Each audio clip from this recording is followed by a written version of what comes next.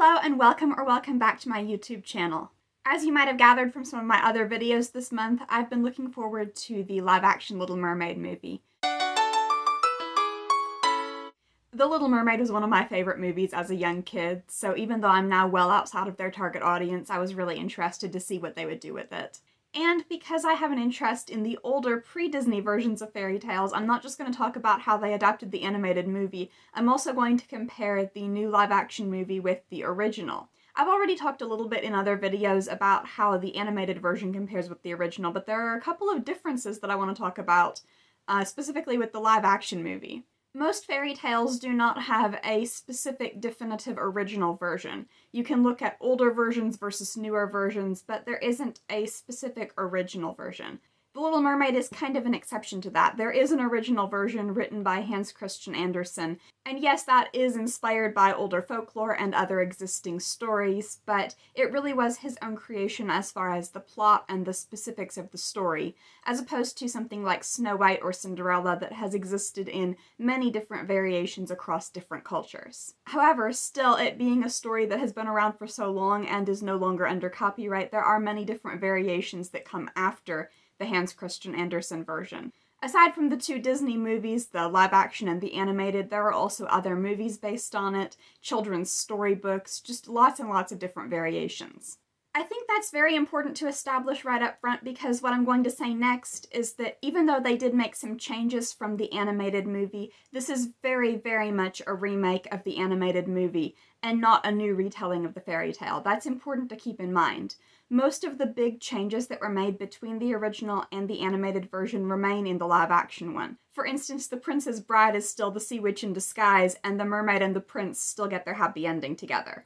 This stuck very, very closely to the animated version. It expanded on it in some places, and it tweaked it a little bit in some places, but overall, it was essentially the same story. That's pretty much par for the course when it comes to live-action Disney movies. They're usually very closely based on the animated Disney movie and not so much on the original fairy tale if it was adapted from a fairy tale.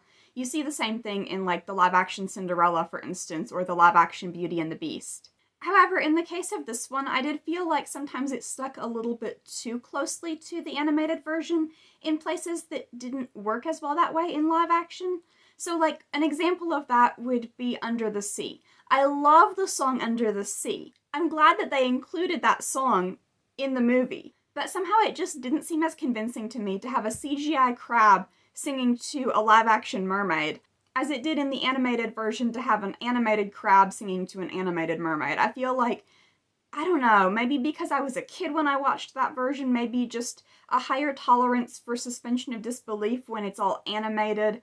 I don't know. But as I was thinking of like how they could have done it differently, because like the song Under the Sea is so iconic, you couldn't possibly get rid of that unless you're just going to have it not be a musical at all. But one thought that I had for how it could have been done a little bit differently to cut out the goofy talking animals was that the mermaid sisters could be the ones to sing Under the Sea. If there was no Sebastian, it would make perfect sense that King Triton would ask one or more of his older daughters to keep an eye on Ariel, and then they could be the ones to sing to her about how much better things are under the sea and to discourage her fascination with the land. Then later on, they could also come back and be the ones to sing Kiss the Girl. Not necessarily all 6 of the sisters, but, maybe 2 or 3 of them. In the original fairy tale by Hans Christian Andersen, the sisters do try to help Ariel. Now, not at all in the same way, and the way that they end up trying to help Ariel in the original version is something that Disney would never do. But having them take that role of being the ones to sing about the wonders of the world under the sea, I think would be perfectly natural. And then having a couple of them be sympathetic to what Ariel is dealing with on land and try and help her move things along with the prince. I feel like that would not be a very big departure from the original story and would actually bring it a little bit closer to it than the animated Disney version. The story was expanded a lot in terms of the conflict between Eric and Ariel's kingdoms and the misunderstandings between the people who live on land and the merfolk who live under the sea. I thought that overall that was pretty well done, although I did find it a little bit dissatisfying that they put all of the specific references to sirens and then really didn't do anything with it. Like, didn't have any of the mermaids behave in a way that would be considered siren-like, as in singing to ships and luring them to their doom. I do get that it's a Disney movie and therefore they didn't want to go there, and I think it does work to have it be like a legend that the people on land have that's not accurate, and therefore just another sign of the misunderstandings between them. I do think that that was effective, but if this wasn't a PG movie aimed at young kids, I think it would have been really cool to go the route of, some mermaids really do behave like sirens. Or it would be perfectly acceptable just to cut all of the siren stuff out, because as I've explained before, and I'm going to link the video where I talked about it, mermaids and sirens are not the same thing if you go back far enough in folklore and mythology. So mermaids don't have to behave like sirens. I just think it's interesting that you would put a whole bunch of references to sirens and referring to the mermaid's voice as their siren song and having the people believe that mermaids behave like sirens and then just not do anything with that. But again, I do understand that I'm not the target audience for this, and that what I'm suggesting here would not be child-friendly in the way that I'm sure Disney wanted this movie to be. So again, what they did is fine. The movie also greatly expanded on the character of Prince Eric, which was very much needed. In the animated version, he's a flat character. He has a couple of character traits. He's courageous, he loves his dog, he's kind to Ariel even when he thinks she's just some random stranger and not the woman who saved his life. But really, he doesn't have a huge amount of specific personality or backstory or anything to make him a very interesting character. This movie does a huge amount to develop him independently of his relationship with Ariel, to give him more of a personality and his own backstory and everything, and also to illustrate why he and Ariel are well suited to each other in a way that really the animated version didn't even attempt to do. For example, this movie shows that both of them are open-minded and curious about places beyond where they've grown up. Eric is curious about the ocean and about far-off lands in the same way that Ariel is fascinated with the world above. Overall, I felt like they had really good chemistry just, between the actors, but I also felt like the movie went further than that in terms of illustrating why personality-wise and character-wise they have a lot in common that could be the basis for a good relationship going forward. Despite being given more characterization in this movie, Prince Eric's role in the climax is actually very much diminished in favor of putting Ariel in a position of, having more involvement and doing more to defeat Ursula, which I actually really liked. One of the things that I've been the most disappointed with about the animated movie ever since I first discovered the original fairy tale is that in the original, the whole climax revolves around a choice that the mermaid makes, but because that whole choice, the need to make that choice in the first place, is taken out of the Disney version, the mermaid becomes very passive in the ending sequence. I mean, yes, she does the thing where she grabs the trident that Ursula is holding and jerks it in a different direction so that Ursula can't kill Eric. But then in the whole battle with the giant version of Ursula and everything, she's kind of helpless, and Eric is the one who really takes charge. Well, in this version, that gets reversed. Eric is kind of helpless, and Ariel is the one who, climbs up onto the deck of the shipwreck and turns the wheel and puts it on a collision course for Ursula. So I think that even though it doesn't go back to the original ending, where the mermaid has to make a choice to either kill the prince or spare his life, it does give her more agency, more independence, more of a role in what eventually ends up happening. And I definitely prefer that over the animated version where she's just kind of there.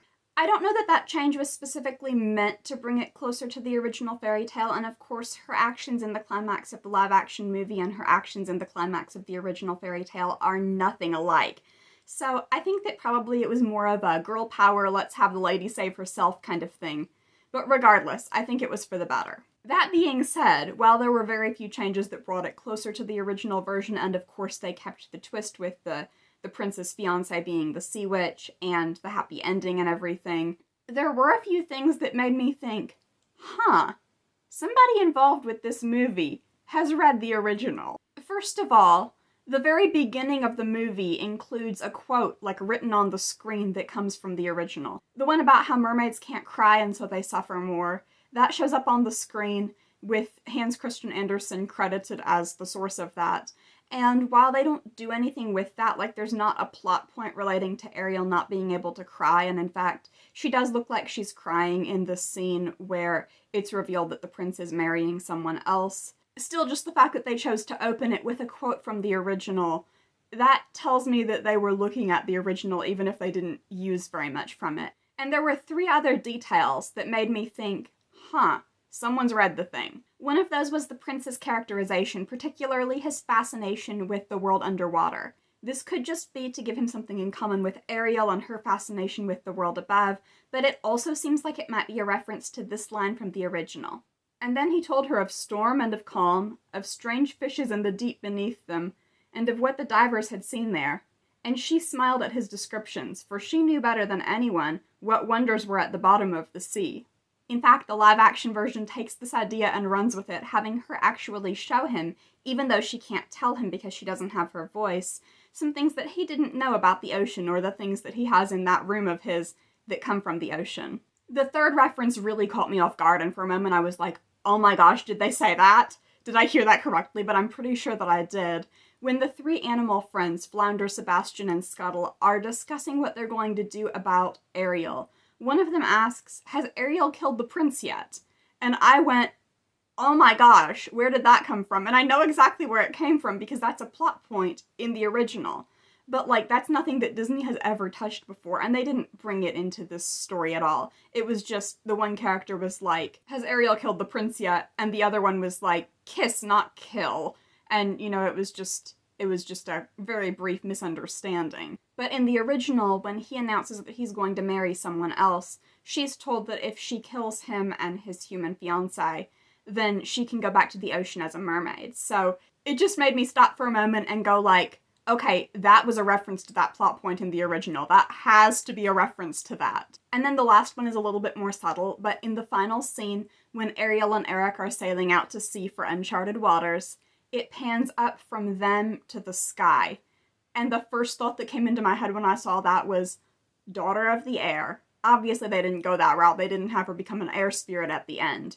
But just the fact that it didn't end on a shot of them going out to sea, or their faces, or the ocean, or the land, but the sky specifically, that just made me go, that is a very subtle reference to the daughter of the air thing.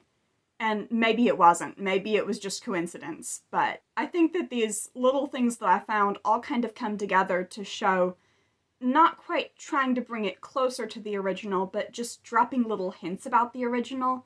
And I kind of like it. I did not expect them to tell the story from the original, so I was not disappointed at all when it followed the animated movie's storyline. But I like the little hints that maybe there's an older story behind it, that if you know the older story you can pick up on, even if kids watching it would just totally not even notice. And honestly, if not for the Hans Christian Andersen quote at the beginning, I don't know that I would have noticed any of it, because it is all very subtle, but I think seeing that at the beginning put me in the frame of mind to, like, look for potential references or hints or whatever.